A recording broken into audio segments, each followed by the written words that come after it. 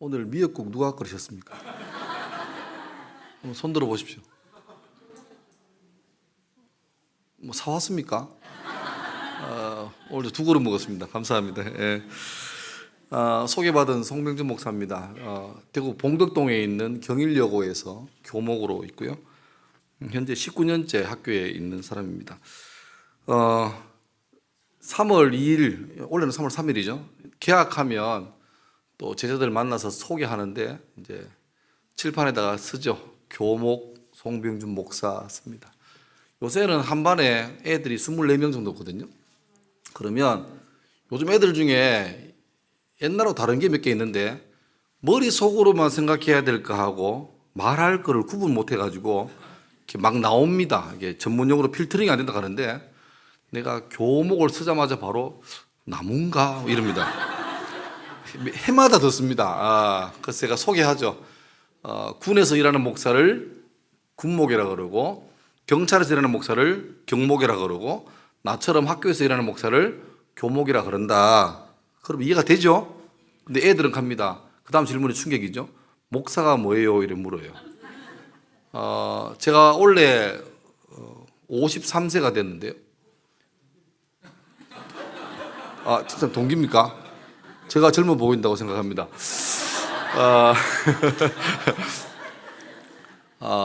범띠십니까? 예, 맞춰가면, 예. 저희 때만 해도 종교 관계없이 크게 인생에 문제가 없으면 1년에 한 서너 번은 교회를 갔었어야만 됐습니다.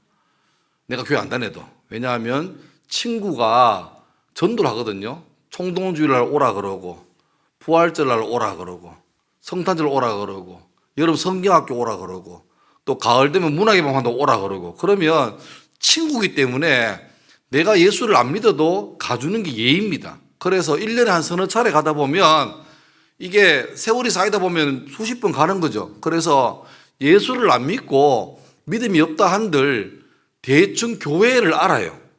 교회 가니까 한 분이 이게 올라가셔가지고 계속 혼자 말을 하잖아요. 그분을 뭐라 그럽니까? 목사라 그래요, 목사. 그리고 교회에서 제일 어른들, 할아버지들을 주로 뭐라 합니까? 장로라 그래요. 그러고 할머니들을 주로 뭐라 합니까? 미안합니다. 권사라 그래요. 그들 생각에. 그리고 젊은 엄마 아빠들 보고 집을 그렇게 사라고 집사라 부르죠. 집사라. 그래서 그게 뭔지 몰라도 대충 눈대중으로 목사가 뭔지 장로 권사가 뭔지 집사가 뭔지 대충 어린이락 하는 게 우리 때의 일반적인 상황이었는데 지금은 저희 학교가 한 반에 24명 기준인데 24명 가운데 태어나서 한 번도 교회 안 가본 사람이 있겠습니까? 없겠습니까? 많을까요? 적을까요? 절반 이상이 태어나서 한 번도 교회 안 가봤습니다. 그러니까 목사란 말을 들어본 적이 없어요. 그리고 요즘 애들은 너희들아 말 거다. 집사 그러면 뭐 키우는 사람? 그렇지. 깜짝 놀랍니다. 안 믿는 애들은 정말 교회가 사랑 가더니만 특별히 고양이를 정말 사랑하시는구나. 전부 다 집사래요. 김 집사, 이 집사 그렇게 알고 있습니다. 그러니까 혹시 제가 학교에 있다 보니까 많은 사람이 걱정하십니다. 목사님 학교 힘들죠? 학교에서 종교 활동하기 복음 전하기 힘들죠? 안 힘듭니다. 애들이 안티가 아니에요. 애들은 뭐예요? 정보가 없습니다. 태어나서 목사라고는 처음 보는 게 접니다. 그러니까 제가 잘하면 걔들 마음속에 교회 목사는 좋은 인간들이구나 이게 되는 거고 내가 못됐게 하면 교회는 갈 곳이 안 되게 되는 거죠. 그러니까 학교는 그렇습니다. 해마다 교목 그러면 나무인가요? 그래서 저는 지금 저희 학교에 교목이 둘이거든요. 은행나무하고 저하고 둘이 교목입니다. 지난 학교에서는 성류나무하고 저하고 둘이 교목이었습니다. 예, 그러고 있습니다. 그러니까 학교 가면 제보고 애들이 뭐 목사님 하기도 하고 뭐 종교쌤, 교목쌤, 교목사님, 저기요 아저씨 뭐 이래 부르는데 학교에 있다 보니까 참 좋습니다. 좋고 덕분에 오늘도 오후 예배 본래 강사로 초대 받았는데 저는 이제 겸직 금지라서 오전에도 할 일이 없습니다. 그래서 목사님이 오전에 뭐 합니까? 놉니다. 그럼 오세요 해가지고 오전에 10시에 청소년 예배 드리고 2부 때는 조기 앉아서 같이 예배 드리고 또 맛있는 미역국 얻어먹고 이렇게 있는 겁니다. 저는 요즘 그 애들, 청소년들 보면 꼭 떠오르는 사람이 하나 있습니다. 성경의 어떤 인물하고 너무너무 닮았어요. 누굴까요? 힌트. 오늘 설교 제목입니다. 예. 모세 아시죠? 모릅니까? 모세는 잘 아시는 것처럼 이 친구는 태어나는 게 무지 어려울 때 태어났습니다. 보통 태어나면 전부 다 환영받고 사랑받잖아요. 오늘도 2부 때 아이가 와서 이렇게 이건 애를 오늘 일부러 재운다고 애를 심었습니까? 청소년 예배할 때도 애 한 명이 이렇게 돌아다니고 요즘 이게 귀한 교회입니다. 여러분 절대로 교회에서 애들 보고 시끄럽다 하면 안 됩니다. 요즘에 교회마다 애 소리가 그친 소리 교회가 무지 많아요. 제 모교회가 여기서 얼마 안 떨어져 있는 저기 경산 남산교회입니다. 역사가 121년 됐습니다. 많이 됐죠. 요즘 시골 교회는 특징이 있습니다. 교회 역사보다 교인 수가 적습니다. 거의 그렇습니다. 지금 저희 모교회도 121년 된 교회인데 교인들 주일 낮 예배 때 제일 많이 모일 때가 50명이 채 안 됩니다. 주일학교 사라진 지는 벌써 한 20년 넘었습니다. 그 교회는 지금 애 소리 듣고 싶은 난리인데 애가 없습니다. 저희 어머니가 4년 전에 돌아가셨거든요. 73세에 돌아가셨는데 50대 후반까지 교회에서 별명이, 교회 호칭이 새댁이었습니다. 새댁. 후배 세대가 안 돌아가지고 계속 새댁이었습니다. 그러니까 여러분 이 교회는 애들이 많고 출산하고 이거 진짜 복인 줄 알고 노아 오는 애도 축복하지만 여러분도 가능하시면 많이 놓으시기 바랍니다. 히브리 사람들이 처음에는 요셉의 가족으로 VVIP로 애굽에 갔다가 역사가 많이 흐르면서 귀족 가족에서 노예로 전락했죠. 그런데 예나 지금이나 잘 사는 나라, 교양 있는 나라, 선진국은 애를 많이 놓습니까? 안 놓습니까? 이상하게 잘 살면 애를 안 낳아요. 근데 못 살 때는 먹고 살 것도 없는데 그렇게 애를 낳아요. 이집트 사람들은 교양 있게 애를 하나 놓고 이렇게 하는데 히브리 사람들은 애를 죽도록 낳아요. 그러니까 문제가 생겼습니다. 지배층은 인구가 점점 줄고 피지배층 인구가 많아지니까 소위 말해서 쪽수가 차이가 나니까 까딱하면 노예들이 서로 눈빛 주고받으면서 됐다 이러면 나라가 뒤집어집니다. 그래서 이집트의 파라오가 명령을 내리죠. 소위 산하제한을 합니다. 히브리 사람들은 자기 민족끼리 결혼하니까 남녀 성비만 깨지면 자연스럽게 인구가 줄죠. 그래서 여자애가 태어나면 오케이 놔둬라. 남자가 태어나면 어떻게 합니까? 죽여라. 이거를 산부인과 의사에게 공식적으로 법으로 내리죠. 불법입니까? 합법입니까? 합법이죠. 왜? 왕이 파라오가 명령하잖아요. 그럼 합법입니다. 맞죠? 그 타이밍에 눈치 없이 아므람과 요게벳이라는 젊은 부부가 이 분위기에서 덜컥 임신을 합니다. 눈치도 없죠. 그리고 10달 동안 이제 소위 태교를 하는데 여러분 태교는 어떻게 합니까? 평생을 트로트 듣던 사람이 태교한다고 클래식 듣고 그죠? 마음대로 먹다가 뭐 초코우유만 먹다가 갑자기 태교할 때는 하얘진다고 흰 우유만 먹고 그러니까 태교는 어쨌든 간에 좋은 거 먹고 좋은 거 듣고 이렇게 하지 않습니까? 그리고 늘 배를 사듬으면서 애야 잘 되거라 복 받아라 이렇게 축복하는 게 10달 동안의 일정이죠. 그런데 잘은 몰라도 아마 이 모세 엄마 요게벳은 기도 제목이 하나였을 것 같아요. 뭐겠습니까? 뭐 남의 일이라고 그렇지. 예, 그렇죠. 하나밖에 없습니다. 주님, 어차피 얘가 남자면 여자인데 확률은 반인데 내가 부모가 돼가지고 어떻게 내 새끼를 낳아놓은 새끼를 죽입니까? 그거 못할 짓이니까 제발 하나님 확률이 반인데 남자 되면 안 됩니다. 여자 돼야 됩니다. 그기도 안 했겠습니까? 했겠죠. 그런데 주님도 무심하시지. 확률이 반밖에 안 되는데 덜컥 나와보니까 남자예요. 근데 어떻게 아무리 지엄한 법이라 하더라도 어떻게 부모가 애를 버리겠습니까? 숨겨 키우죠. 목숨 거는 거예요. 왜? 왕명을 어기니까요. 그러면 목숨 걸고 숨겨 키우면 이 아이가 눈치껏 울 때 좀 입 닫고 뭐 곱게 울고 이래줘야 되는데 100일 다 돼가니까 소리를 빽빽 질러요. 이대로 들키면 애가 문제가 아니라 온 가족 다 몰살합니다. 그래서 할 수 없이 비통한 마음으로 갈대로 박스를 만드는 다음에 역청으로 방수 처리해가지고 그 안에 100일 된 애를 눕히고 강물에 떠내려 보내면서 누이보 시키죠. 야야, 미리아마, 동생 어떻게 되는가 다 지켜봐라. 그리고 강물에 떠내려 보냅니다. 생각해 보세요. 나일강에 갈대밭 사이로 둥둥 떠내려가는 그 모세. 이 순간에 모세는 부모가 모세를 버렸나요? 안 버렸나요?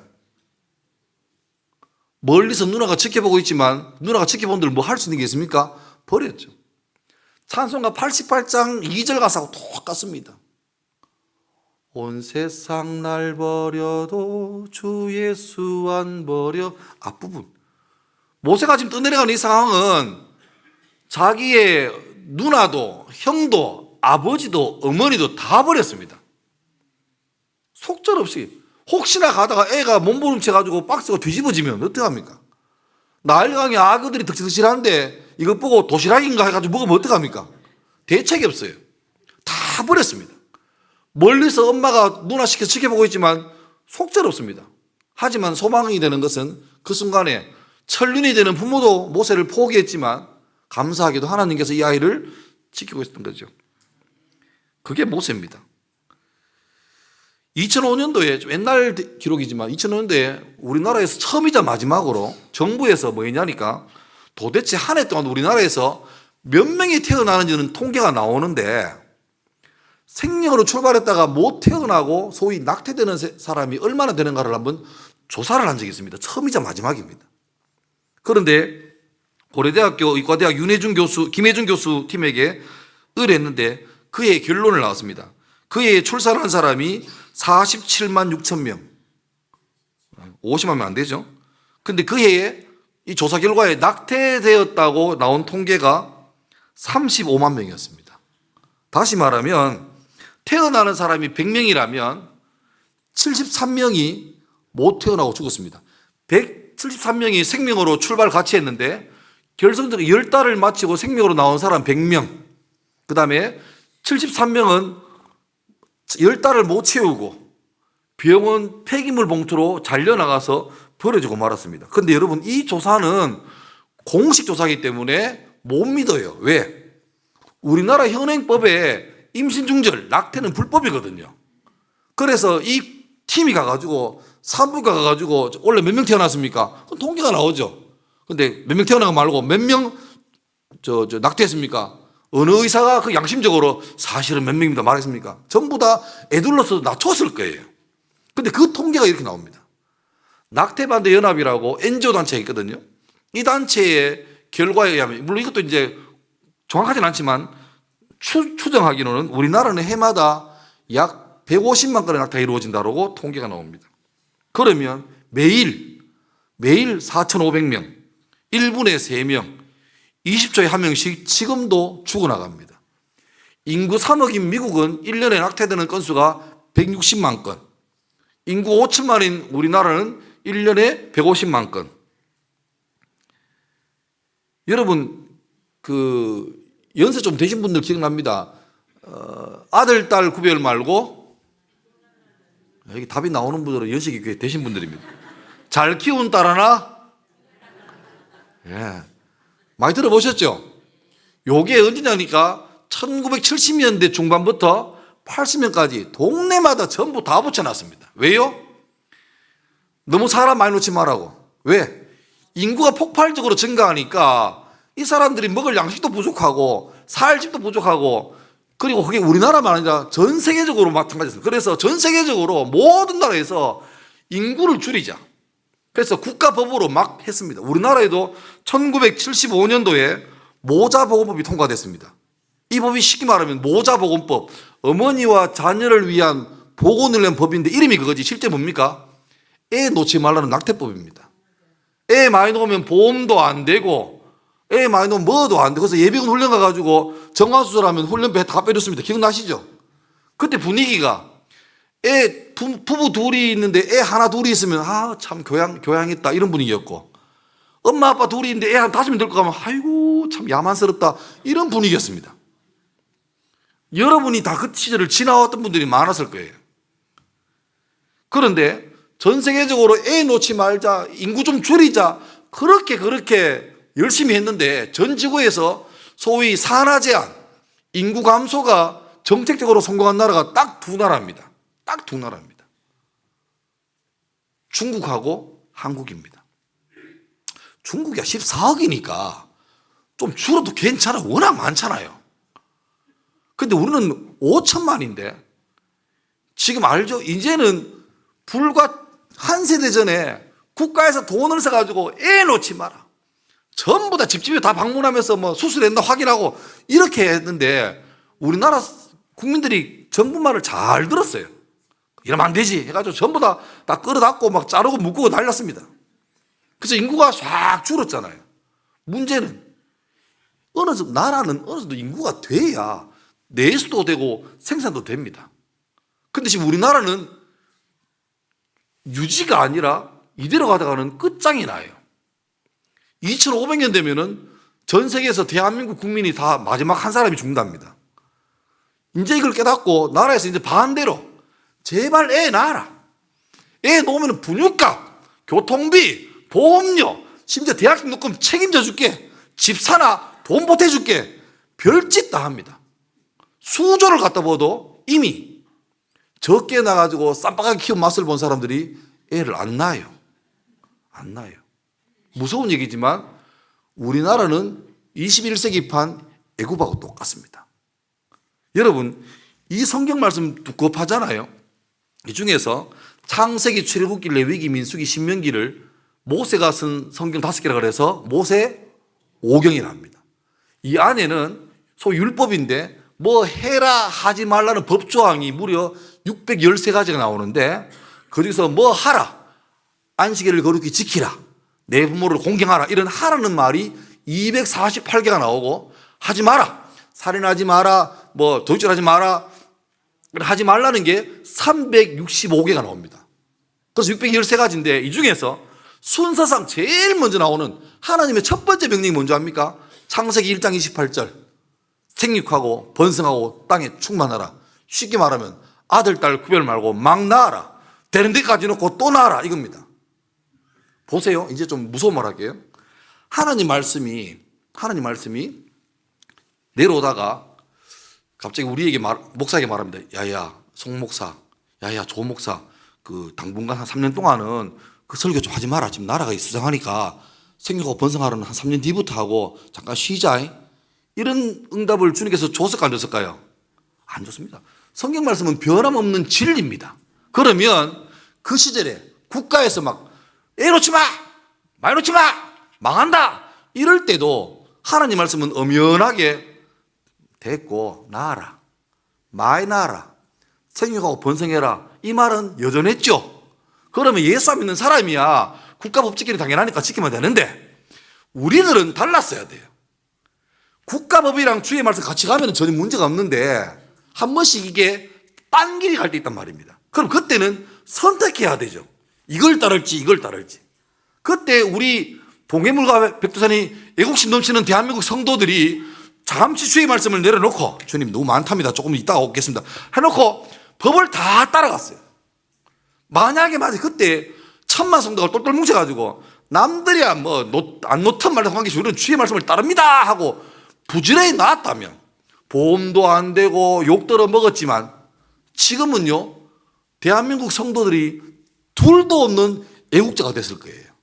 이야 너가 맞네 그랬을 겁니다. 근데 지금은 교회 밖에 인구 준다고 난리인데 교회는요 더 난립니다. 더 난립니다. 안 그렇습니까? 주의 말씀을 잠시라도 소홀히 하고 버린 대가를 지금 우리가 혹독하게 하는 거예요.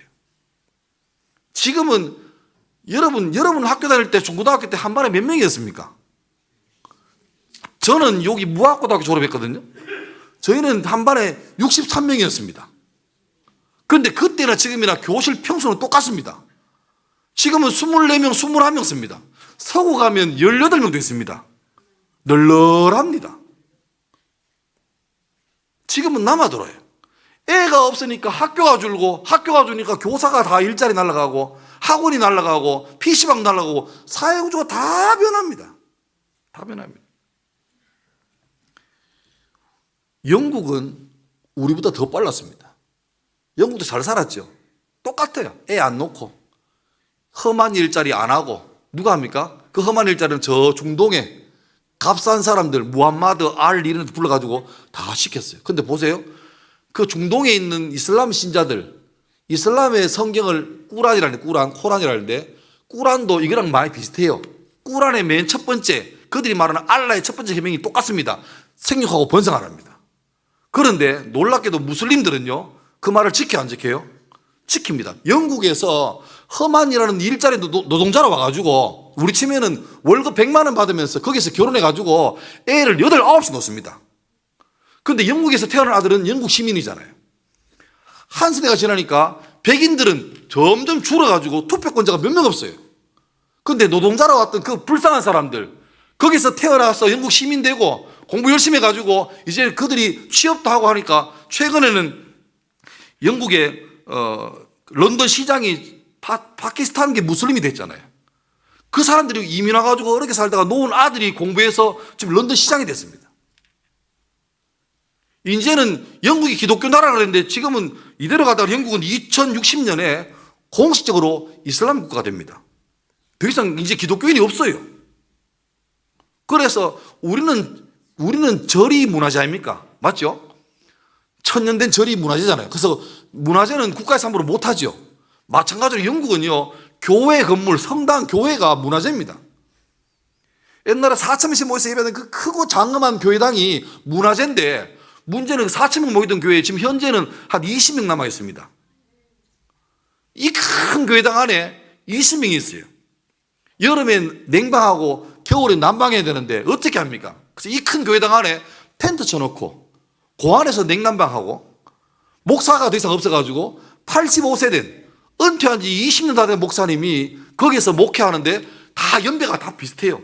그분 사라지면 그 교회 공실됩니다. 그럼 어떡합니까? 정부에서 장기로 임대하겠죠. 놀릴 수 없으니까. 누가 합니까? 무슬림들이 와가지고 이거 우리가 쓰겠습니다. 쓰는 거예요. 그러면 수백 년간 예배되던 그 예배당이 십자가 똑 떼버리고 뭐합니까? 초선달 딱 다 합니다. 그럼 모스크 되는 거예요. 이슬람 사람 되는 거예요. 그런 일이 벌어집니다. 한국은 인구도 소멸하고 있지만 신앙교육은 입시교육 앞에 맥을 못 줍니다.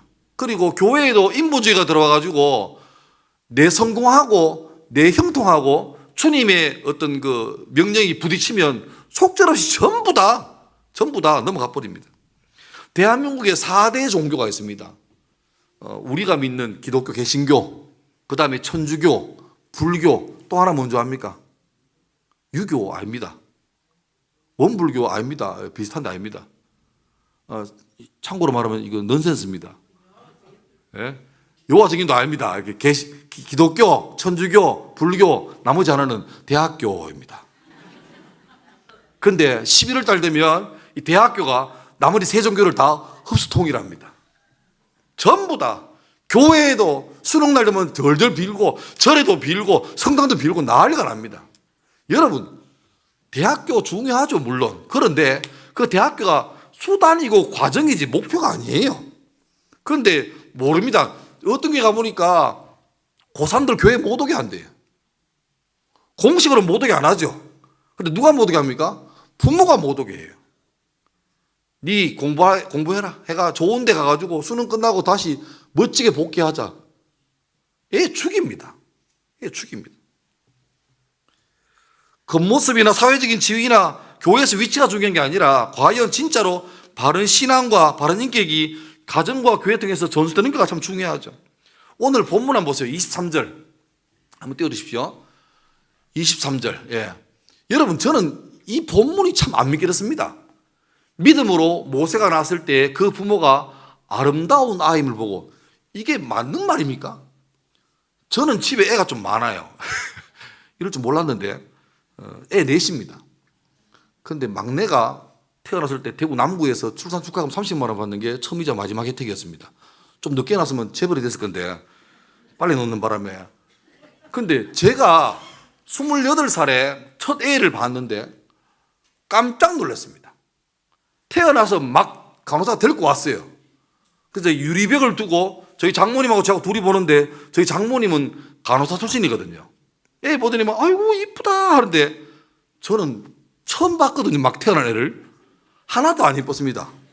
이게 얼룩덜룩하고 불긋불긋하고 쭈글쭈글하고 엉망이에요.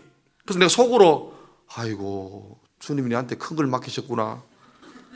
저는 진짜로 약간 몸에 죄송합니다. 좀 장애가 있는 줄 알았습니다. 근데 잠시 지나니까 이게 또 이렇게 좋아지더만요. 근데 보세요. 일단 막 태어난 애는 일단 안 이쁩니다. 그죠? 안 이쁘고 이때 모세 엄마 분위기를 생각해 보세요. 10달 동안 주여 남자는 안 됩니다. 제발 여자, 제발 여자. 이래서 근데 태어나 보니까 멋심하예요. 그런데 보세요.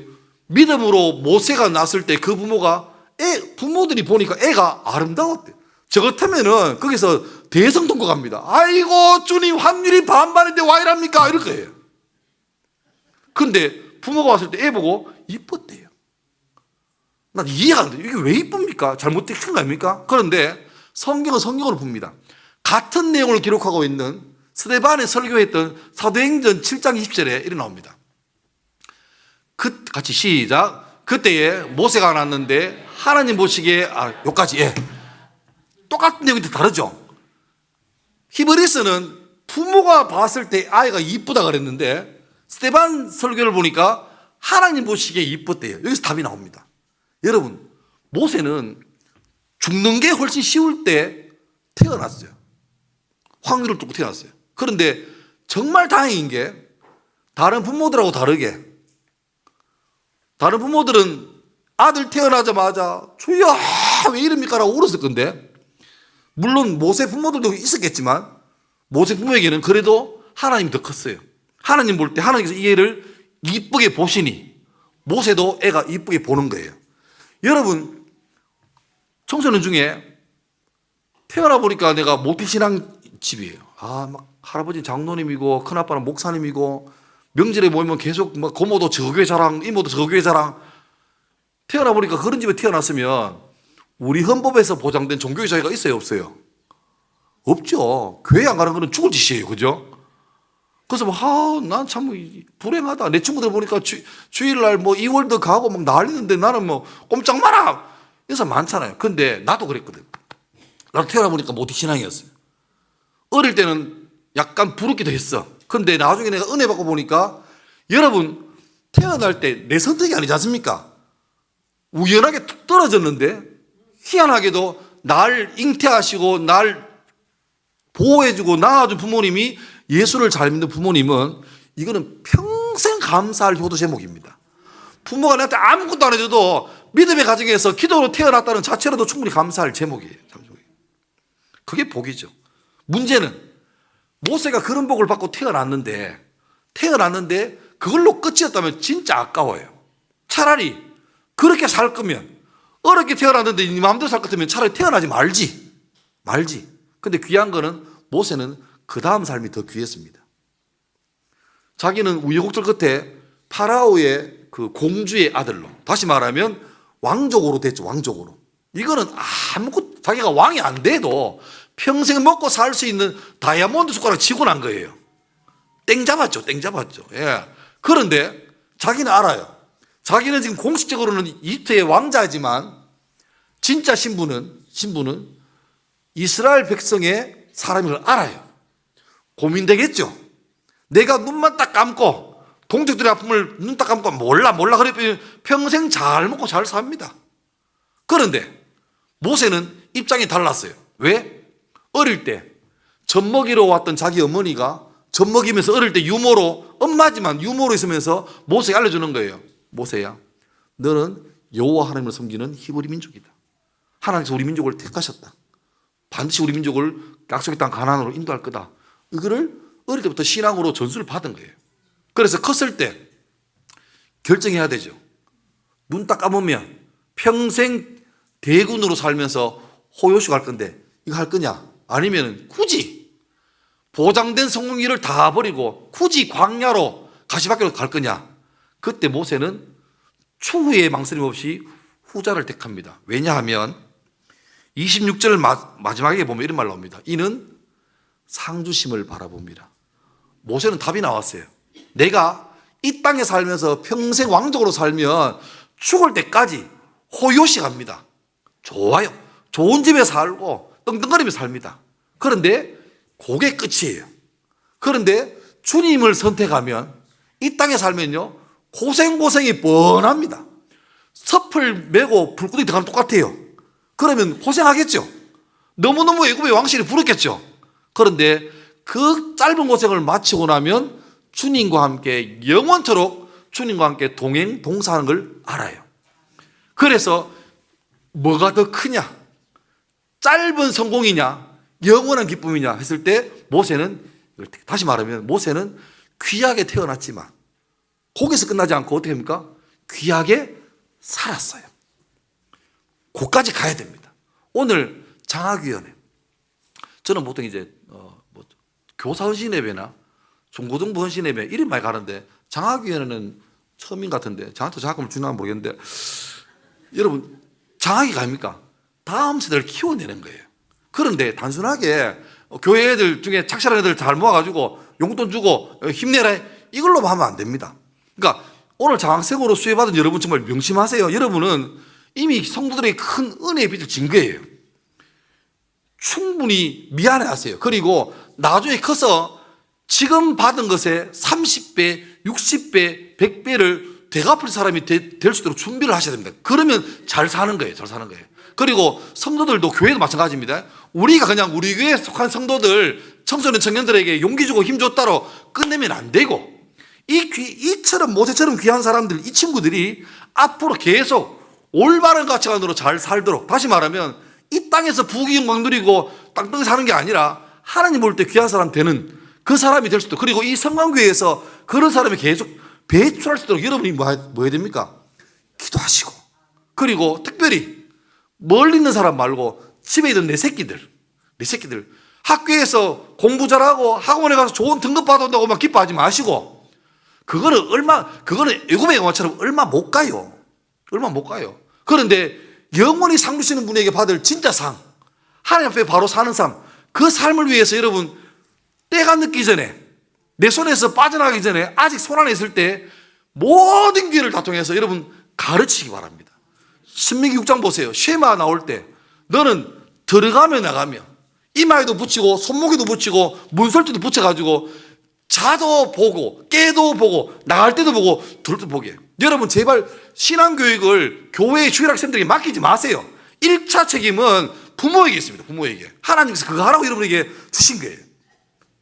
그리고 이미 장성한 자식이 있던 부모님들은 계속해서 남은 인생 동안에 끊임없이 주님, 내 새끼가 사회적으로 성공도 좋지만 부디부디 예수를 잘 믿도록 은혜를 나누는 사람들도 도와달라고 기도의 씨앗을 뿌리기 바랍니다. 그래서 주님께서 그 기도의 뿌린 씨앗 가운데 때에 맞게 물을 주셔서 열매를 맺어서 이 성광교회를 통해서 정말 이 지역에 넓은 뿌리가 맺히는 그런 은혜가 있기를 바랍니다. 이제 설교 마무리하겠습니다. 믿음이 있으면 신앙을 버리고 당장의 눈앞에 손 벌리지 않습니다. 이 상이 분명할수록 이기는 힘도 강합니다. 요즘 청소년 청년들 만만치 않습니다. 온통 우리 삶 가운데 돈으로, 성공으로, 권력으로 이게 막 애들 말로 쩔어 있습니다. 애들 삶 보면 주님을 믿는다 보다도 주님을 이용할 때가 많아요. 왜? 내 목표는 분명한데 여기 능력이 안 되니까 가다가다 힘 빠지면 그때 주님 부르는 거예요. 불러야죠. 그런데 문제는 부른 다음에가 문제예요. 부른 다음에 여전히 주님은 주님 돼야 되는데 많은 사람들이 급한 불 끄고는 다시 주님을 어떻게 합니까? 넣어놔요. 주님 가만 계시고 다음에 또 찾을게요. 기다리세요. 근데 가만 보니까 이런 신앙의 패턴을 어디서 배운 줄 압니까? 죄송하지만 부모에게 배웠습니다. 여러분 성광교회 본당 안에서만 성도 되시면 안 됩니다. 진짜는 오늘 저녁부터 식구들 다 모아놓고 식탁에서 밥 먹을 때부터 예배 드려야 됩니다. 여기서는 우리 엄마는 교회 가면, 우리 엄마 아빠는 교회 가면 집사님, 권사님, 아이고 그렇게 믿음 좋고 할렐루야 하는데 집에 오면 네 공부 안 하나? 그래 많아? 막 부끄러워 죽겠다.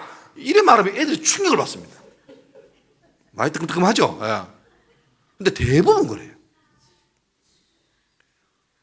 시켜도 되는 게 아닙니다. 주님이 은혜를 주면, 주님께서 얘 삶 가운데 의미를 주면 그때부터 공부하지 마라 해도 잠을 주고 공부를 하기 시작해요. 자기 삶에 의미가 생기면 허탈하게 안 보내려고 바락바락을 합니다. 여러분 다른 걸로 괴롭히지 말고 다른 걸로 갈구지 마세요. 기도하는 모습만 보여주세요. 저희 아버지는 초등학교 국민학교 3학년이 전부 다고 우리 엄마는 국민학교 6학년이 전부 다 합니다. 저한테 ABC 가르친 거 없습니다. 아버지는 ABC를 못해가지고 직장에서 진급할 기회가 있었는데 그거 못한다고 못했어요. 모르니까 팀장 돼 가서 영어 구호를 외쳐야 되는데 설자를 몰라가지고 진급도 못했습니다. 그런데 감사한 거는 그 시골에서 깡촌에서 못 배웠던 분들이 새벽기도 갔다 오셔가지고 자고 있는 내 머리에 그 찬송 얹고 기도하시는 거는 놓지 않았습니다. 제가 알았을까 몰랐을까요? 그 찬송 얹으면 알죠. 그런데 눈을 뜹니까 못 뜹니까? 감고 있습니다. 그러면 우리 엄마 아빠가 그렇게 기도해요. 하나님, 우리는 돈도 없고 가진 것도 없고 배운 것도 없는데 이 새끼들 잘 살아야 됩니다. 주님 도와주겠어. 왜 합니까? 주님 도와주겠어. 왜? 때로는 그 엄마 눈물이 뚝뚝 떨어지는데 눈 뜨면 안 돼요. 그러고 나가면 새벽에 잠 깼다고 짜증나는 게 어떡합니까? 바로 살아야지. 예. 지금 두 분 다 급하게 먼저 가셨는데 저는 감사합니다.